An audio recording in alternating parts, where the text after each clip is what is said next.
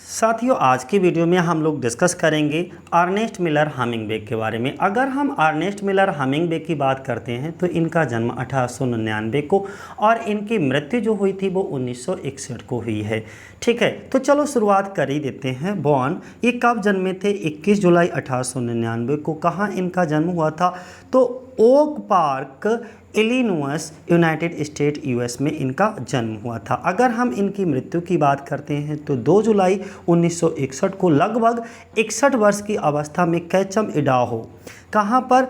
कैचम Idaho में इनकी मृत्यु हो जाती है। और इनकी मृत्यु कैसे होती है ये भी ध्यान बनाए रखना। इनकी मृत्यु बेसिकली क्या होता है, ये अपने आप को शूट कर लेते हैं गन से, अपने सर को, यानी कि विद अ शूट कर लेते हैं गन से। ब्लास्ट टू द हेड, अपने हेड को, अपने सर पर गन रख करके अपने सर को क्या कर देते हैं, गन से शूट कर देते हैं। दोस्तों, हम पेरेंट्स में बात करेंगे तो पेरेंट्स में इनके पिता का नाम क्या था? हिज फादर का नाम, इनके पिता का नाम क्लेरेंस एडमंड था। और क्लेरेंस एडमंड कौन थे? Was a well known doctor, एक बहुत अच्छे डॉक्टर थे। ठीक है, और अगला हम लोग डिस्कस करेंगे नेक्स्ट में अगर हम लोग डिस्कस करते हैं तो इनकी माताजी को, इनकी माताजी का क्या नाम था? हिज मदर ग्रेस हॉल, इनकी माताजी का नाम ग्रेस हॉल हमिंगबे था। और ये क्या थी? एक एक्सपर्ट थी इन म्यूजिक एंड पेंटिंग में। तो दो चीज़ें हमको क्लियर पता लग गई हैं कि एक तो ये बर्थ इनका 1899 में हुआ था, ओक पार्क इलिनॉइस में हुआ था। ये भी कह सकते हो कि सुबर्ब ऑफ शिकागो। ठीक है, कभी कभी ये ऑप्शन अगर देखे तो वो भी टिक कर देना। अगला हम डेथ की बात करेंगे तो इनका कब? 2 जुलाई 1961 को कैचम इडाहो में हुआ था और इन्होंने अपने सर को ब्लास्ट कर लिया था। पेरेंट्स में हम बता ही चुके हैं कि ये सेकेंड चाइल्ड थे, second child born to Clarence Edmund के, जो कि डॉक्टर थे। और इनके ग्रेस हॉल हमिंगबे इनकी माताजी थी। और इनकी अगर हम हॉबीज़ की बात करें तो इनकी हॉबी क्या क्या थी? Actually fishing, hunting, music, football, boxing, swimming, running, ये सब इनकी हॉबीज़ थी। हम इनकी मैरिज की बात करेंगे, ये ज़रूर ध्यान बनाए रखना कि इन्होंने कितनी बार मैरिज की। ठीक है, 4 टाइम्स। कितनी बार शादी की? 4 टाइम्स। ठीक है, 4 बार शादी करते हैं। तो देखिएगा ये बहुत अपने आप में। तो पहली जो शादी करते हैं वो किससे? 3 सितंबर 1921 को। और ये शादी किससे करते हैं इसको हम डिस्कस कर रहे हैं, जिससे सर्किल किया है, ध्यान से समझिएगा कि सबसे पहली शादी जो करते हैं वो ऑन सितंबर 3 को। ठीक है, 1921 में। और किससे शादी करते हैं? यानी कि एलिजाबेथ हेडले रिचर्डसन से। ठीक है, इसके बाद इनसे इनका डाइवोर्स हो जाता है कब? 4 अप्रैल 1927 को। ठीक है, तो ये चीज़ ध्यान बनाए रखिएगा। हेडले रिचर्डसन से पहली शादी होती है 1921 में। और ये बहुत ज़्यादा शादी नहीं चलती है, आप देख सकते हो 21 और 27। ठीक है, 6 साल मुश्किल से ये शादी चली है और 27 में इनका डाइवोर्स हो गया। इनकी दूसरी शादी होती है पाउलिन पेफिपर से। और जो पाउलिन पेफिपर होती हैं उनसे इनकी शादी होती है 10 मई 1927 को। और इनसे भी इनका डाइवोर्स हो जाता है और ये डाइवोर्स ले लेते हैं 4 नवंबर 1940 को। ठीक है, 27 से 40 तक ये इनकी दूसरी शादी चलती है। और फिर इसके बाद में ये तीसरी शादी करते हैं मार्था गेलहॉर्न से। किससे? अब मार्था गेलहॉर्न से ये कब शादी करते हैं? ध्यान दीजिएगा, ये एक स्पेन की होती हैं। ठीक है, और 21 नवंबर 1940 को ही ये शादी कर लेते हैं। ठीक है, नाम क्या होता है? मार्था गेलहॉर्न।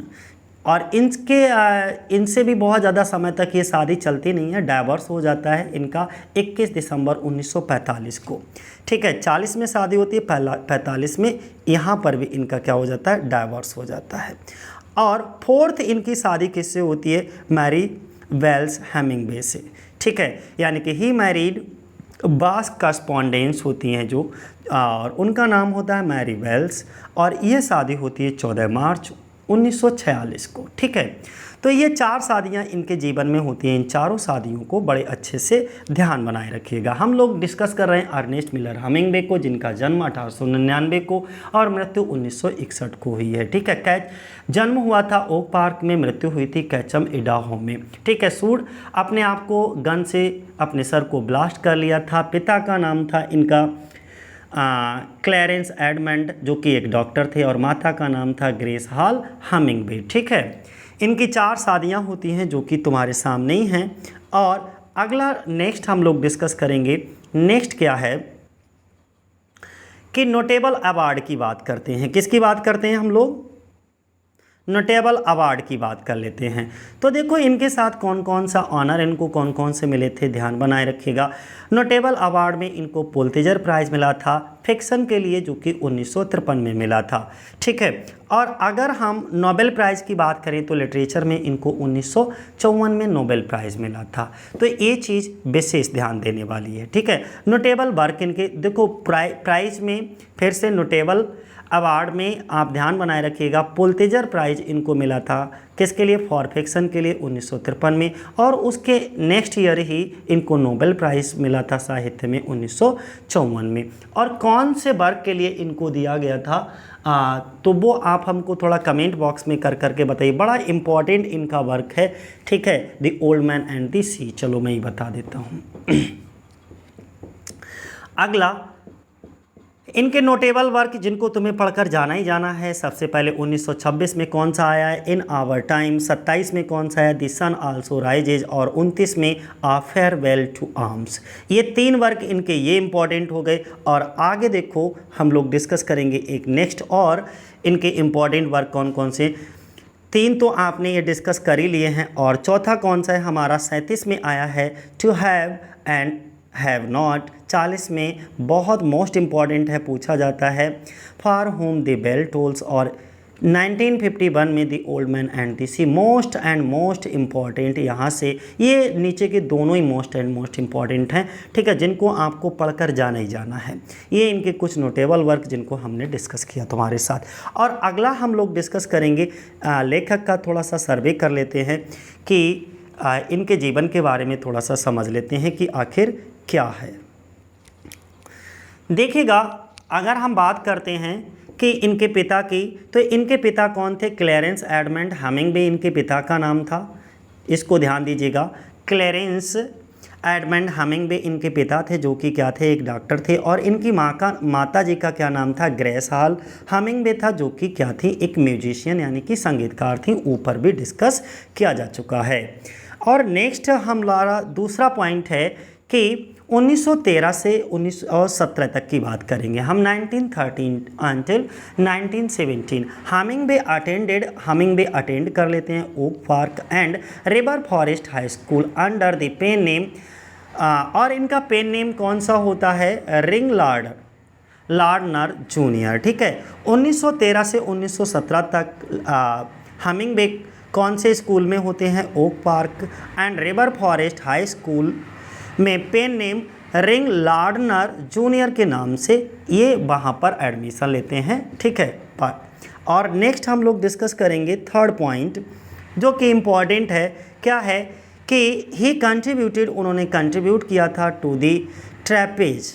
ठीक है, ट्रैपेज को ध्यान बनाए रखना, ट्रैपेज एंड टैबुला को। ठीक है, ये ट्रैपेज एंड टैबुला क्या हैं? स्कूल का एक अखबार और ईयर बुक है जिसका नाम है ट्रैपेज एंड टैबुला। ये क्या है? The school's newspaper and yearbook है ये हमारी। ठीक है, his first piece published in January 1916 was about a local performance by the Chicago Symphony Orchestra. ठीक है, सिम्फनी ऑर्केस्ट्रा। तो अब समझो इसको क्या कहा गया है इसमें कि उन्होंने ट्रैपेज और टैबुला जो कि स्कूल के अखबार और ईयर बुक का नाम था में योगदान दिया। और जनवरी 1916 में इनका जो पब्लिश हुआ था पहला पीस था शिकागो के सिम्फनी ऑर्केस्ट्रा के एक स्थानीय प्रदर्शन के बारे में था। ठीक है, और नेक्स्ट हम लोग डिस्कस करेंगे फोर्थ पॉइंट। ये तेज़ी से रिवीजन करते चलिएगा, समझते चलिएगा, क्योंकि यहाँ से भी हमारे क्वेश्चन ज़रूर पूछे जाएंगे। और 2 दिन बाद हम लोगों का पीजीटी का एग्ज़ाम है 18 तारीख को। इन 1917 ही ग्रेजुएटेड, उन्होंने ग्रेजुएशन किया from the Oak Park the River Forest High School. He opted not to go to college, instead took a job as a club reporter for the Kansas City Star newspaper. Kansas को समझिएगा, ये Kansas City Star newspaper क्या था, ठीक है, जिसके लिए उन्होंने एक क्लब रिपोर्टर के रूप में काम किया था। तो इसको थोड़ा समझ लीजिएगा कि 1917 में उन्होंने ओक पार्क और रिवर फॉरेस्ट हाई स्कूल से स्नातक किया। इन्होंने कॉलेज नहीं जाने का विकल्प चुना और कॉलेज ना जा कर के बल्कि इन्होंने क्या चुना कि इन्होंने अपने हो सकता है कुछ इनका फाइनेंशियल इशू रहा हो, इस वजह से बेसिकली इन्होंने नौकरी करना उचित समझा। किसमें? कैंसस सिटी स्टार एक अखबार का नाम था और इसमें एक क्लब रिपोर्टर के रूप में इन्होंने जॉब किया। पांचवा हमारा पॉइंट कहता है, 5th नंबर का पॉइंट ये कह रहा है ऑन, समझिएगा, ऑन यानी कि 30 अप्रैल 1918 he left the newspaper and attempted to join the US Army so that he could fight the World War First, क्योंकि वर्ल्ड वार फर्स्ट भी हमारा कब चला था? 1914 से लेकर के 18 तक। और देखो 18 की ही घटना है, 30 अप्रैल 1918 की, यानी कि उस समय वर्ल्ड वार प्रथम विश्व युद्ध का प्रभाव जो है लिटरेचर पर देखा जा सकता था। तो अब देखिएगा, क्योंकि जो हमारे कंटेम्प्रेरी इंसिडेंट होती हैं उनका प्रभाव हमारे लेखन पर ज़रूर पड़ता है, लिटरेचर पर ज़रूर होता है। तो यहाँ से आपको देखने को भी मिलेगा कि उस समय क्या चल रहा था, ये सब चीज़ें हमें देखने को मिलेंगी। तो ये 5th पॉइंट क्या कहता है समझिएगा, 30 अप्रैल 1918 को इन्होंने अखबार, जिस अखबार में काम कर रहे थे उस अखबार में इन्होंने क्या करा, नौकरी को छोड़ दिया और अमेरिकी सेना में शामिल होने का प्रयास किया ताकि वे फर्स्ट वर्ल्ड वार को लड़ सकें। सेना ने उन्हें खराब नज़र के कारण रिजेक्ट कर दिया, यानी कि उनको सेना में भर्ती नहीं किया। इसीलिए उन्होंने क्या करा, क्योंकि इनको ये हर हाल में ही सेवा देना चाहते थे प्रथम विश्व युद्ध में, तो इन्होंने रेड क्रॉस एम्बुलेंस कोर को जो है एक चालक के रूप में अपने वॉलेंट्री जो है स्वेच्छा से ही क्या कर लिया, काम जो है अडॉप्ट कर लिया। तो हम ये कह सकते हैं आर्मी ने, ये पॉइंट इम्पॉर्टेंट है कि इनको क्या करा, आर्मी से रिजेक्ट कर दिया गया। दी आर्मी रिजेक्टेड हिम बिकॉज, क्योंकि बिकॉज ऑफ के कारण पुअर आई साइट, इनकी जो आई साइट थी वो बहुत ही पुअर थी। सो मीन्स, इसलिए ही मीन्स उन्होंने, किसने, अर्नेस्ट मिलर हमिंगबे ने वॉलंटियर्ड का मतलब होता है स्वेच्छा से, एज अ ड्राइवर के रूप में विद किस में, दे रेड क्रॉस एम्बुलेंस कॉर्प्स में नौकरी कर ली, ठीक है, रेड क्रॉस एम्बुलेंस कोर के साथ एक चालक के रूप में स्वेच्छा से काम करने लगे। और 6 नंबर पे अगर हम बात करें तो 6 नंबर पॉइंट हमारा कहता है कि ऑन 8 जुलाई 1918 को while passing out supplies to soldiers in Italy, 8 जुलाई 1918 को इटली में सैनिकों की आपूर्ति देते हुए सैनिकों को लेकर के जा रहे थे, तभी क्या हुआ कि हमिंगबे वाज सीरियसली इंजर्ड। हमिंगबे जो थे वो सीरियसली बहुत गंभीर रूप से इंजर्ड हो गए, यानी कि घायल हो गए। He assisted Italian soldiers to safety for which he receive the Italian silver medal for bravery. अब समझिएगा इनको कि जब ये 8 जुलाई 1918 को इटली में सैनिकों को लेकर के जा रहे थे, तभी क्या हुआ कि हमिंगबे रास्ते में हमला होता है तो गंभीर रूप से क्या हो जाते हैं, घायल हो जाते हैं। इन्होंने सुरक्षा के लिए इटालियन सैनिकों की सहायता की थी, जिसके लिए उन्हें, और इस बहादुरी के काम के लिए अर्नेस्ट मिलर हमिंगबे को बहादुरी की सहायता के लिए क्या हुआ, यहाँ पर एक बहादुरी का इटालियन रजत पदक मिला था, सिल्वर मेडल इनको मिला था, ठीक है। और इसके बाद क्या हुआ कि मिलन अस्पताल में भर्ती होने के दौरान, ये पॉइंट मोस्ट इम्पॉर्टेंट है, ज़रा समझिएगा, भाई रिकूपरेटिंग इन अ मिलन हॉस्पिटल, हॉस्पिटल का एक तो नाम याद रखना है कि मिलन हॉस्पिटल में भर्ती होने के दौरान ही फेल इन लव, वो प्यार में पड़ जाते हैं, प्यार करने लगते हैं, और उसका नाम होता है विद एग्नीस क्यूरोवस्की, क्या लिखा है, क्यूरोवस्की, वॉर क्यूरोवस्की। और ये क्यूरोवस्की कौन होती हैं? एक रेड क्रॉस नर्स होती हैं, उनके साथ इनको प्रेम हो जाता है। तो किसको किससे प्रेम होता है? अर्नेस्ट मिलर हमिंगबे को प्रेम होता है। किससे होता है? रेड क्रॉस नर्स होती है जिसका नाम होता है एग्नीस, याद रखना। और क्यूरोवस्की भी याद कर सकते हो तो कर लीजिए। हमें तो बड़े टेढ़े मेढ़े वर्ड लगते, ऐसा लगता है जैसे जुबान में लकवा लग रहा हो बोलने में भी। क्यूरोवस्की, ठीक है। अपने यहाँ कितने सरल नाम होते हैं, राम श्याम, घनश्याम, और वहाँ तो एग्नीस क्यूरोवस्की से क्या इन्होंने शादी की, प्यार करने लगे। और प्यार करा कहाँ? मिलन हॉस्पिटल में, ये भी ध्यान बनाए रखना। अगला 7 नंबर पॉइंट पे अगर हम बात करेंगे तो इन जनवरी 1919 को 1919 को he returned to the United State. ये कहाँ? यूनाइटेड स्टेट फिर से वापस आ गई यूएस में, ठीक है। और इन मार्च एग्नीस ने क्या मार्च में रोट लिखा डैट की ही हैड बिकम एंगेज्ड, उनकी एंगेजमेंट हो गई किससे? टू एन इटालियन ऑफिसर, और ही वाज हार्ट ब्रोकन, और यहीं से उनका दिल टूट जाता है। तो दोस्तों कहानी आपको ये पता चल गई होगी कि क्या हुआ कि जनवरी 1919 में जब ये संयुक्त राज्य अमेरिका के लिए वापस लौट आए, तभी मार्च में एग्नीस ने लिखा कि उनकी इटली के ही एक अधिकारी के साथ में उसकी सगाई हो गई है। और ये बात सुन करके, ये समाचार सुन करके अर्नेस्ट मिलर हमिंगबे का क्या होता है? दिल टूट जाता है, यानी कि ये दुखी हो जाते हैं। अब नेक्स्ट हम लोग डिस्कस करेंगे, अगला क्या है? नेक्स्ट पॉइंट है हमारा 8 नंबर पॉइंट कि इन 1920, अगर हम 1920 की बात करें तो ही मूव्ड, यहाँ से समझिएगा, ही मूव्ड, वो मूव होते हैं टू टोरंटो, ठीक है, Ontario, to take a job as a reporter for the Toronto Star newspaper. The same year he moved to Chicago where he met the novelist Sherwood Anderson. ये भी नाम याद बनाए रखना, मोस्ट इम्पॉर्टेंट नाम है ये, बहुत पूछा जाता है। वहाँ पर इनकी मुलाकात होती है एक निबंधकार जिनका नाम होता है शेरवुड एंडरसन, ठीक है। इनसे ये बहुत ज़्यादा प्रभावित भी होते हैं, ध्यान रखिएगा। तो next, and worked as an associate editor of the monthly journal Cooperative Commonwealth। 1920 की यह घटना है। 1920 में वह टोरंटो स्टार अखबार के रिपोर्टर के रूप में नौकरी करने के लिए कहाँ? टोरंटो ओंटारियो चले गए। कहाँ? टोरंटो ओंटारियो चले गए। और उसी वर्ष वह शिकागो भी गए थे, जहाँ वे एक बहुत अच्छे नॉवलिस्ट थे, उपन्यासकार थे जिनका नाम था शेरवुड एंडरसन से मिले। और ये एक मासिक पत्रिका थी, इनकी मंथली जर्नल था। कोऑपरेटिव कॉमनवेल्थ के सहयोगी संपादक के रूप में उनके साथ मिलकर के काम करने लगे साथियों।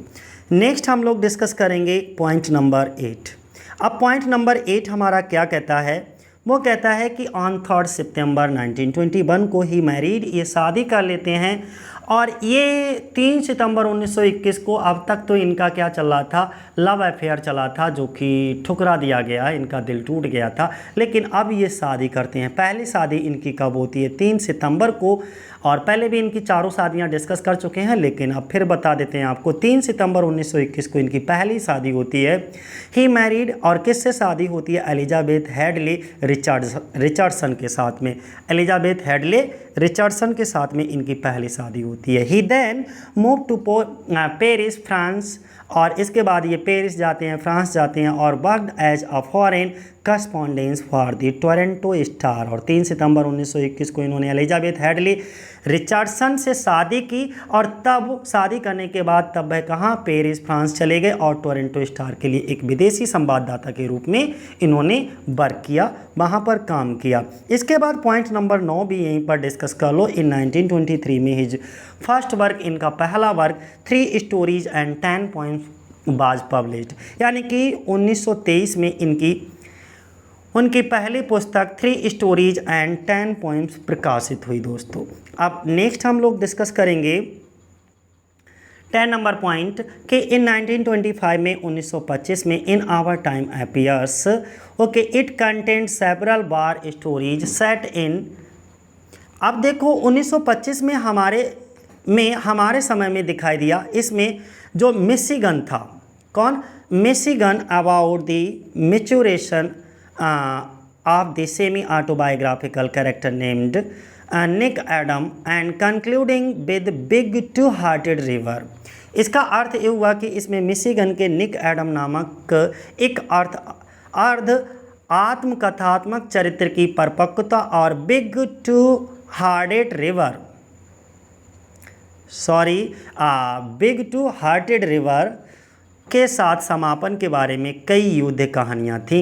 इसका अर्थ ये हुआ, हिंदी तो हमने पढ़ दिया आपको, तो इसका मीनिंग सिर्फ इतना है कि इन्होंने क्या करा कि जब बार टाइम चल रहा था तो बार टाइम में इन्होंने कई सारी स्टोरीज को मिशिगन में सेट किया था, ठीक है, जिसमें से उन्होंने कुछ सेमी ऑटोबायोग्राफिकल कैरेक्टर पे थे जिसमें निक एडम का नाम लिया और साथ ही साथ बिग टू हार्टेड रिवर का नाम लिया, ठीक है। और नेक्स्ट 11 नंबर पॉइंट हमारा क्या कहता है? वो कहता है इन 1926 हिज फर्स्ट नॉवेल, उनका सबसे पहला, अब देखो या तो किसी राइटर का पहला नॉवेल पूछा जाता है या लास्ट या कुछ स्पेसिफिक हो उसमें, ठीक है। तो अब 1926 में इनका पहला नॉवेल कौन सा था जिसका नाम है the sun also rises was published. ये ध्यान बनाए रखना, फर्स्ट नॉवेल है इसलिए हमारे एग्जाम में पूछे जाने की संभावना बन जाती है। It was the story of post war expatriate generation. अब ये क्या हुआ कि 1926 में उनका पहला उपन्यास द सन ऑफ राइजेज प्रकाशित हुआ और ये युद्ध के बाद भी प्रवासी पीढ़ी की कहानी है। एक्सपायरेट जनरेशन की क्या, पोस्ट वार एक्सपायरेट जनरेशन की ये पूरी की पूरी स्टोरी पर आधारित है। कौन सी? The sun also rises. और अगला हम लोग डिस्कस करेंगे आपके साथ में 12 नंबर पॉइंट। इन 1927 ही डाइवोर्स। अब ये क्या करते हैं कि 1927 में जिन्होंने शादी की थी एलिजाबेथ हेडली रिचर्डसन से, अब उनसे डाइवोर्स ले लेंगे 4 अप्रैल 1927 को, ठीक है। किससे ये पहले शादी कब होती है? 21 में, और 27 में क्या हो जाता है? डाइवोर्स हो जाता है। किससे? हेडली रिचर्डसन से, ठीक है, एलिजाबेथ हेडली रिचर्डसन, ऐसे बनाए रखोगे। 1 मंथ लेटर, और उसके जैसे इनसे डाइवोर्स होता है उसके 1 महीने बाद ही ये मैरिड कर लेते हैं पाउलिन पेफिपर के साथ में। और पेफिपर कौन होती है? एक फैशन राइटर होती हैं। The same years of publication his short story collection man without women, ठीक है, उसी साल इनका एक शॉर्ट स्टोरी कलेक्शन आया था जिसका नाम था मैन विदाउट वुमेन, ओके। और नेक्स्ट हम लोग डिस्कस करें 13 नंबर पॉइंट पे पहुंच जाइएगा। 13 नंबर पॉइंट क्या कहता है हमारा? Move to Key West Florida on 6 December his father killed himself with a revolver. बड़ी दुखद घटना घट गई अब 28 में। 1928 में क्या हुआ कि उन्होंने एक क्या हुआ कि फ्लोरिडा के वेस्ट में पेरिस को तो छोड़ दिया और फ्लोरिडा ये चले गए थे। इसके बाद पेरिस को छोड़ करके कहाँ? फ्लोरिडा चले गए थे। और 6 दिसंबर को इनके जो पिता थे, ये घटना इम्पॉर्टेंट है कि इनके पिता ने 6 दिसंबर को रिवॉल्वर से खुद को मार डाला, ध्यान रखिएगा, ठीक है, रिवॉल्वर से खुद को मार डाला, ओके। अच्छा, एक चीज़ है कि इन्होंने भी, इनके पिता ने भी शूट किया था और इन्होंने भी अपने आप को शूट किया, ठीक है, दोनों लोगों ने आत्महत्या ही की है।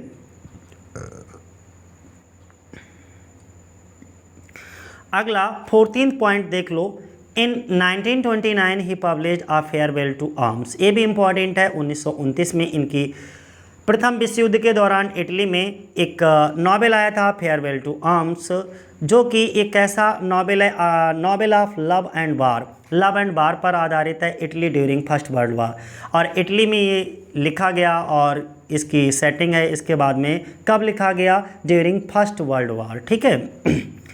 15 नंबर पॉइंट हमारा क्या कहता है? इन 1932 he brought out his book on bull fighting death in the afternoon. 1932 में इन्होंने bull fighting death in the afternoon में अपनी पुस्तक प्रकाशित की। चलो भाई, नेक्स्ट पॉइंट देख लो जल्दी से। इन 1933 में ही पब्लिश्ड बिना take nothing a book of stories including a clean well lighted place. 1933 में इन्होंने बिना take nothing a clean well lighted place सहित कई कहानियों को एक पुस्तक में प्रकाशित किया। ठीक है, नेक्स्ट, और went on safari to Africa, he went on, वो चले गए सफारी टू अफ्रीका, और the setting for his two long stories the snow of Kilimanjaro, और एक दूसरा था इनका जिसका नाम है the short happy life of Francis Macomber, both published in 1936। वह अपनी दो लंबी कहानियाँ इन्होंने पब्लिश करवाई थी 1936 में, और ये दो कहानियों के नाम जरा ध्यान बनाए रखिएगा, द स्नो ऑफ कैलिमेंजरो और दूसरा था द शॉर्ट हैप्पी लाइफ, ठीक है, ऑफ फ्रांसिस मैकॉम्बर। नेक्स्ट अगला देखो 17 नंबर पॉइंट हमारा क्या कहता है, in 1935 he published green hill of Africa. 1935 में इन्होंने पब्लिश किया था green hill of Africa, an account of his adventures on the safari. ठीक है, 1935 में इन्होंने अफ्रीका के ग्रीन हिल्स एक सफारी पर अपने कारनामों को एक लेख प्रकाशित किया, और इन 1937 में ही सर्व्ड, उन्होंने सेवा की as a war correspondence during the Spanish civil war. अब एक चीज़ और याद आने वाली चीज़ है स्पेनिश सिविल वार, ठीक है, 1935 के दौरान की कहानी हो रही है। दिस सेम ईयर ही published his political novel to have and have not. ठीक है, तो क्या हुआ कि 1937 में इन्होंने जो स्पेनिश सिविल वार चल रहा था, इसी दौरान युद्ध संवाददाता के रूप में भी काम किया था। ठीक है, ये इम्पॉर्टेंट पॉइंट है, इन्होंने युद्ध संवाददाता के रूप में काम किया है, और उसी वर्ष इन्होंने अपनी राजनीतिक उपन्यास, इनका एक उपन्यास आया था जिसका नाम था to have and have not, और ये किस पर आधारित था, इनका पॉलिटिक्स पर आधारित नॉवेल था, उसको प्रकाशित कराया इसी साल। नेक्स्ट 18 नंबर पॉइंट क्या कहता है, इन 1939 में ही published fifth column and first 40 line stories. Fifth column was his only full length play. अब एक चीज़ ये देखो, अब ध्यान बनाए रखने वाली बात है कि इनका ओनली फुल लेंथ प्ले कौन सा है, तो आप ध्यान बनाए रखोगे फिफ्थ कॉलम है।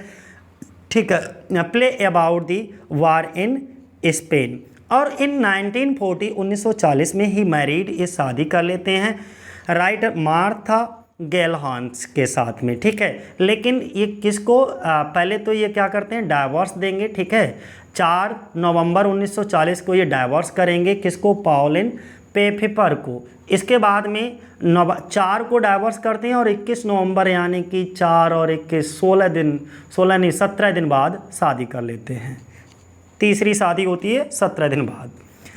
तो 1940 में ही मैरिड, ये शादी कर लेते हैं, एक लेखिका होती हैं जिनका नाम होता है मार्था गेलहॉन के साथ में। ठीक है, publish for whom the bell tolls, और उसी साल इनका एक नॉवेल भी पब्लिश होता है जिसका नाम होता है for whom the bell tolls. His best selling novel होता है about a band of guerrillas fighting on the loyalist side in the Spanish civil war. और यहाँ से हमारा पीजीटी में क्वेश्चन पूछा जा चुका है, इसलिए बड़ा ध्यान दीजिएगा कि जब स्पेनिश सिविल वार चल रहा था तो लॉयलिस्ट की ओर से लड़ने वाले गॉरिल्लाओं के एक बैंड के बारे में उन्होंने सबसे अधिक बिकने वाला उपन्यास द बेल, नाम है उसका, for whom the bell tolls को पब्लिश किया। ठीक है, और नेक्स्ट 19 की अगर हम बात करें तो इन 1942 में ही आउटफिटेड, इन्होंने आउटफिट कर दिया हिज बोट को, his boat the Pilar to hunt down German submarines in the Caribbean. ठीक है, अब इसका अर्थ क्या हुआ कि 1952 में उन्होंने कैरिबियन के जो जर्मन सबमरीन थी, सबमरीन का मतलब होता है पनडुब्बियाँ, को शिकार करने के लिए अपनी नाव पिलर को तैयार किया। ठीक है, इनकी नाव कौन सी थी, पिलर थी, ध्यान रखिएगा, boat the Pilar to hunt down, तो सबमरीन को मारने के लिए, उनको नष्ट करने के लिए इन्होंने अपनी नाव पिलर को तैयार किया, आउटफिटेड। कब? 1942 में। Though he never fired at one, the military still awarded him the bronze star for the service in 1947।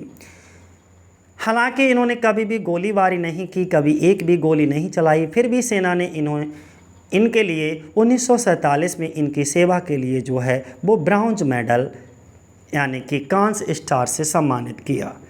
अब क्या हुआ कि 1944 में 1944 में ही वेंट टू यूरोप, ये यूरोप चले गए as a war correspondence for Collier magazines. अब 1944 में वह कोलियर पत्रिका के लिए एक युद्ध संवाददाता के रूप में यूरोप चले गए, यानी कि ये ज़्यादातर कवरिंग करते थे कैमरा से भी, ये रिपोर्टर तो थे ही थे, तो अगर रिपोर्टिंग तो क्राइम रिपोर्टर मान करके चलेगा, अगर ये रिपोर्टिंग भी करते थे और तो वो युद्ध से रिलेटेड ज़्यादा घटनाओं को जो है कवर करते थे। जैसे अपने यहाँ TV9। नेक्स्ट हम लोग डिस्कस करेंगे 20 पर। ऑन 21 दिसंबर यानी कि 21 दिसंबर 1945 को इन्होंने शादी की थी जिस राइटर से, जिसका नाम था, प्यारा सा नाम था, मार्था गेलहॉर्न, ठीक है, उनसे शादी की। अब देखो उनसे भी ये क्या कर लेते हैं, डाइवोर्स कर लेते हैं। कब? 21 दिसंबर 1945 को। 21 दिसंबर 1945 को ही डाइवोर्स कर लेते हैं मार्था गेलहॉर्न के साथ में। और हिज थर्ड वाइफ, जो उनकी हमने क्या बताया था, तीसरी पत्नी होती हैं, और इसके बाद ये चौथी बार शादी करेंगे, ये लास्ट शादी होगी इनके जीवन की, ठीक है, क्योंकि टोटल 4 टाइम ही ये शादी करते हैं अपने जीवन पर्यंत। इन 1946 1946 में ही मैरिड, ये शादी कर लेते अनदर वार करस्पॉन्डेंस मैरी बेल्स के साथ में। His 4th and final wife, ये इनकी 4th एंड फाइनल वाइफ होती हैं, और इनसे जो शादी करते हैं ये 14 मार्च को, ठीक है। कब शादी करते हैं? 14 मार्च 1946, 14 मार्च 1946, ध्यान बनाए रखिएगा ये चीज़ भी। दूसरा, अब हम इसी में देखो इन 1950 दे रखा है, यहाँ से समझिएगा ये चीज़। इन 1950 1950 में ही पब्लिश करते हैं अपना एक work, across the river and into the trees, a novel about a December में romance set in post world war second Europe. 1950 में इन्होंने across the river and the trees एक नावल होता है जिसको दिसंबर मई के रोमांस के बारे में था, और द्वितीय विश्व युद्ध के बाद यूरोप में इसको क्या करते हैं, सेकेंड वर्ल्ड वार के टाइम पे, क्योंकि सेकेंड वर्ल्ड वार जो चला था वो 39 से लेकर के 1939 1939 से लेकर के 45 तक चला था, 45 तक, ठीक है। तो उसी समय के ये घटना है। खैर 50 में है, उस समय समाप्त हो चुका था सारी चीज़ें। अगला 21 नंबर पर अगर हम बात करेंगे, ऑन 1 सितंबर 1952, ठीक है, 1952, तो 1 सितंबर 1952 the novel the old man and the she was published in life magazine. Most important, कहीं पर भी नोट डाउन कर लीजिए इस पॉइंट को। ये क्या है? इनका एक नॉवेल है the old man and the sea. यहाँ से पीजीटी में का एक बार भी, मुझे नहीं लगता है कि अब तक जितने भी एग्जाम पीजीटी में हुए हैं और ओल्ड मैन एंड सी से ना पूछा गया, हर बार एक आध क्वेश्चन ज़रूर पूछ लेते हैं, इसलिए इस नॉवेल को अच्छे से समझ करके जाइएगा।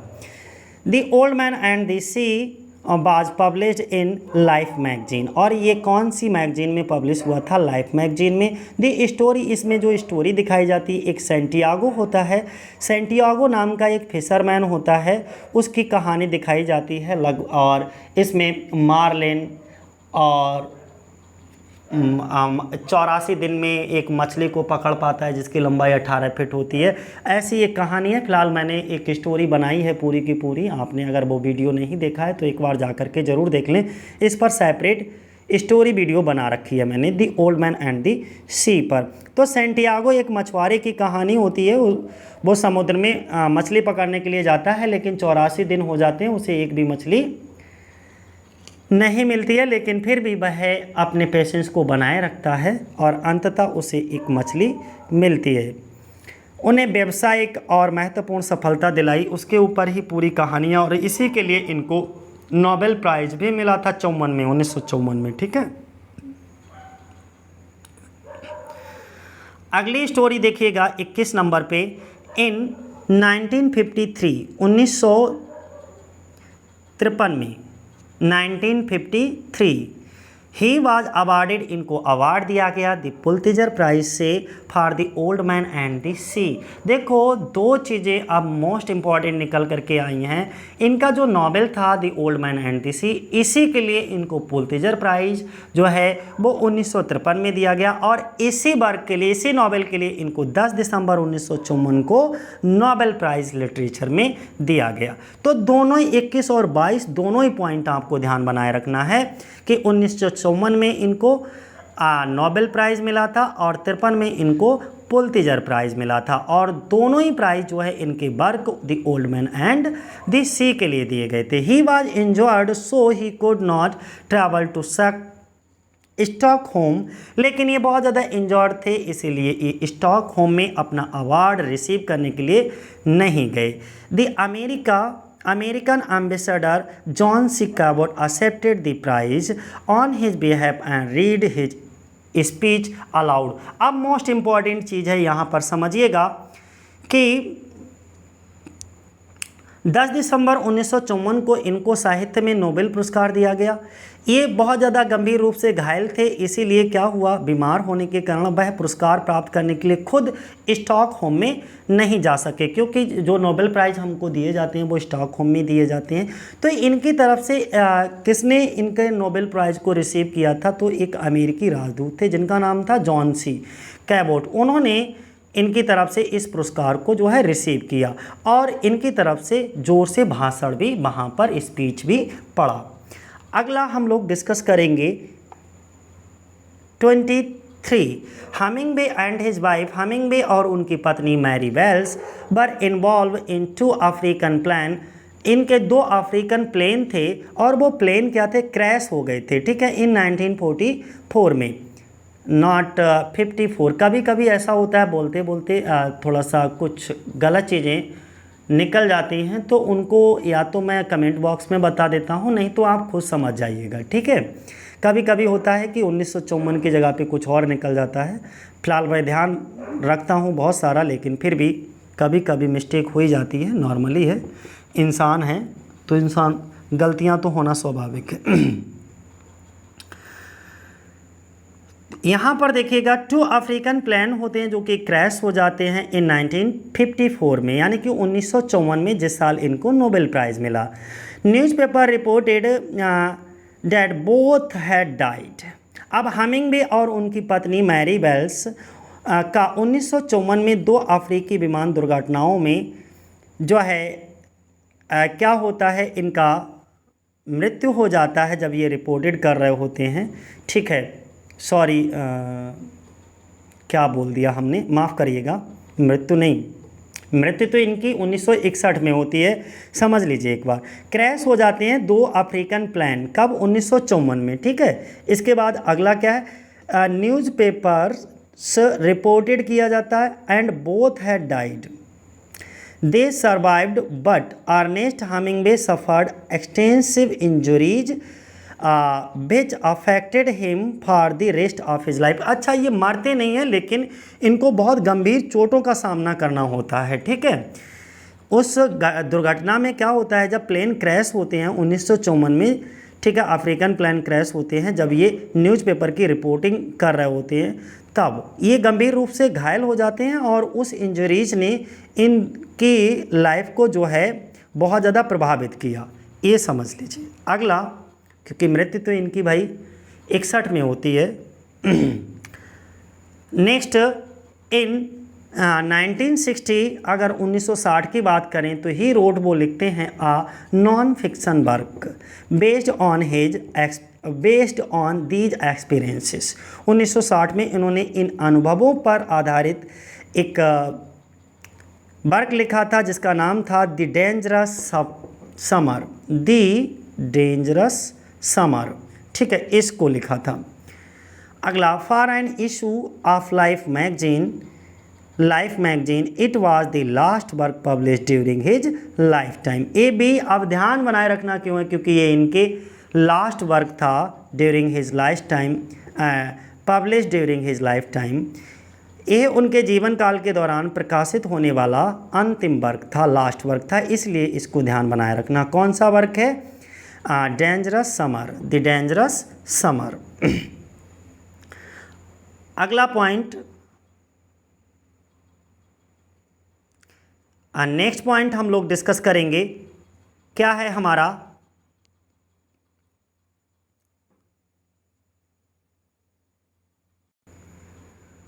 अगला पॉइंट हमारा कहता है कि ऑन 2 जुलाई 1961 को ही कमिटेड सुसाइड, ये सुसाइड कर लेते हैं विद अ शूट गन, अपनी शूट गन से, एट हिज होम, अपने घर पर, और कहाँ? इन कैचम इडाहो में। ही रिसीव्ड, ये इनको रिसीव करते अ कैथोलिक ब्यूरियल को as the church judged him not to have been in his right mind at the time of his suicide.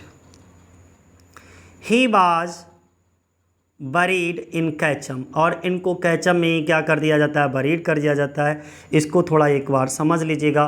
2 जुलाई 1961 को इन्होंने इडाहो के कैचम में अपने घर पर एक बंदूक से आत्महत्या कर ली। उन्हें एक कैथोलिक चर्च में इनको दफन कर दिया गया, क्योंकि चर्च ने उन्हें आत्महत्या के समय अपने सही दिमाग को नहीं होने का फैसला किया, यानी कि आत्महत्या करना कोई एक सही फैसला नहीं है, ऐसा चर्च के फादर का मानना था, और उनको कैचम में ही क्या कर दिया गया? कैचम की चर्च में ही दफना दिया गया दोस्तों, ठीक है।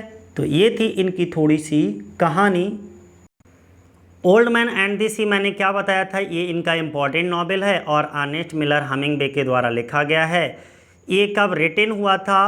1951 के क्यूबा में लिखा गया, पब्लिश हुआ 52 में, और 54 में इसको क्या मिला था? इसके लिए नोबेल प्राइज़ मिला था, ठीक है। तो ये एक नोवेला है, जर्नल प्रेबल ट्रेजेडी है ये, ठीक है।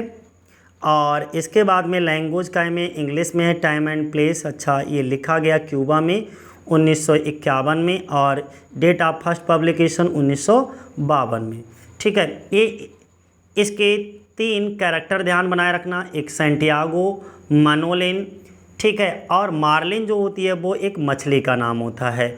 सैंटियागो एक मछुआरा होता है, उसके साथ में एक लड़का होता है जिसका नाम मनोलिन होता है, और मार्लिन जो है वो एक 18 फीट की एक्स्ट्रा ऑर्डिनरी जो है क्या होती है? एक फिश का नाम होता है। तो मैं ये आप अपने आप से पढ़ लेना, इसकी टेढ़ी मेढ़ी हिंदी है, ठीक है, थोड़ा सा समझने में तुमको आसानी हो जाएगी। मैं यहाँ पर ऐसे कर देता हूँ बस, ठीक है। पढ़ना चाहो तो आप इसे पढ़ लीजिएगा।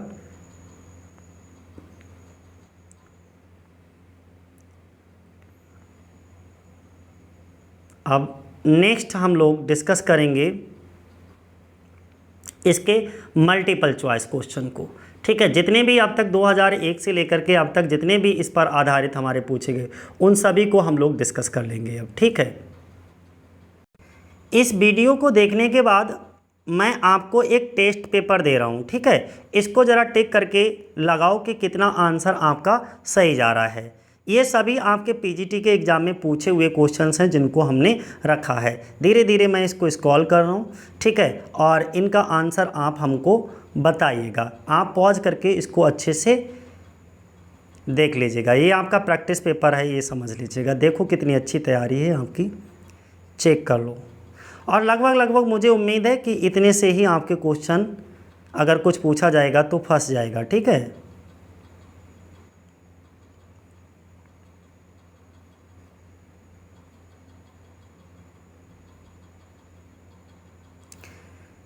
लास्ट तक हैं 10-15 क्वेश्चन जो कि इन्हीं पर आधारित हैं, इनको ज़रा कर लीजिए। मैं ठीक है, इतनी ही है।